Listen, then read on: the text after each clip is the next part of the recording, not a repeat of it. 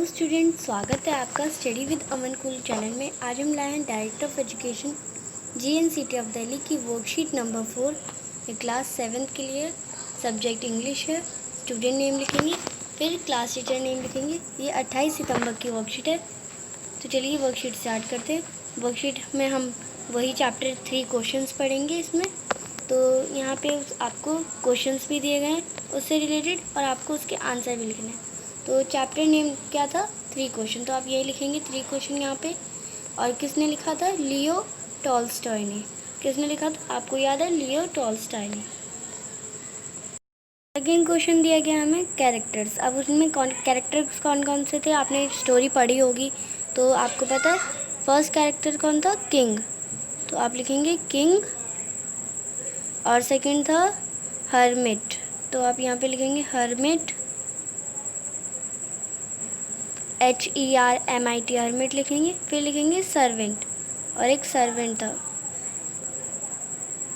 Servant. तो ये 3 characters थे। SERVANT आप सर्वेंट लिखेंगे। आगे हम स्टोरी में पढ़ते हैं। Story unfolds. अब जो स्टोरी के कुछ बारे में हमें दिया गया है तो चलिए पढ़ते हैं। Complete the summary of story using the hints given in the cloud. अब आपको जो क्लाउड देगा है उसे आपको स्टोरी कंप्लीट करनी है। तो once there was a king who believed that he would not fail if knew that was the dash who were the dash do with the and dash was the to do. He proclaimed that he would give a dash to the person who can answer his question. 3 question. तो आपको इसका बताना है, आपको सही fill in the blanks बताने, कौन से में कौन सा आएगा आपको बताना है। तो मैं आपको इसका सॉल्यूशन बताती हूँ। आपके लिए जूम किया गया। Once there was a king who believed that he would not fail if knew that was the most important thing. आप आगे लिखेंगे who were the right people and to be with and what was the right time for everything to do. तो he proclaimed would who give a great reward. तो वो किसको reward देना है? मतलब जो इसका आंसर देगा इन 3 क्वेश्चंस का उसे रिवॉर्ड देगा, किंग ने कहा। तो मैंने आपको फिल इन द ब्लैंक्स भरवा दिए हैं, तो आपको ऐसे ही लिखना है अपनी नोटबुक में। तो चलिए आगे देखते हैं। लेकिन है हमारी स्टोरी।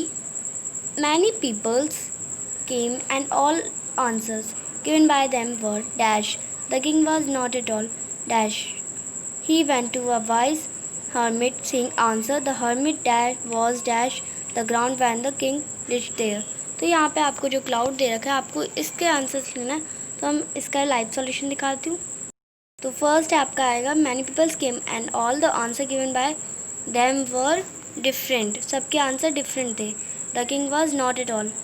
तो वो किंग सेटिस्फाइज नहीं था। सेटिस्फाई मतलब उसे आंसर अच्छे नहीं लगे थे। He went to a wise hermit saying answer the hermit was just digging. तो हर्मिट क्या कर रहा था? ग्राउंड को डिग कर रहा था, यानी खोद रहा था। चलिए आगे देखते हैं नेक्स्ट स्टोरी। हमारी ये 2 स्टोरी हो चुकी है। आगे देखते हैं हम नेक्स्ट स्टोरी को। The hermit greeted the king and continued digging. The king repeated his question but the hermit did not answer. The king helped the hermit in dash. They saw a stranger who was badly wounded down towards them. The king nursed him and dash his wound. Later the man told that he was king's enemy and wanted to kill him. As the king saved his life, wanted to become his servant. तो ये आपको answer यहाँ पे दिए हैं। First कौन सा है आपको पता है? फर्स्ट है हमारा डिगिंग, सेकंड है बैंडेज। उसने ग्राउंड खोद रहा था हर्मिट के साथ। सेकंड में उसने जो एनिमीज था किंग का उसे मेडिसिन लगाई और बैंडेज करी, और वो उसका फिर सर्वेंट बन गया। तो आपको यही आंसर में लिखना है। फर्स्ट है हमारा डिगिंग, सेकंड है हमारा बैंडेज एंड थर्ड है सर्वेंट। ठीक है बच्चों, नेक्स्ट स्टोरी पढ़ते हैं। हमारी ये लास्ट स्टोरी है।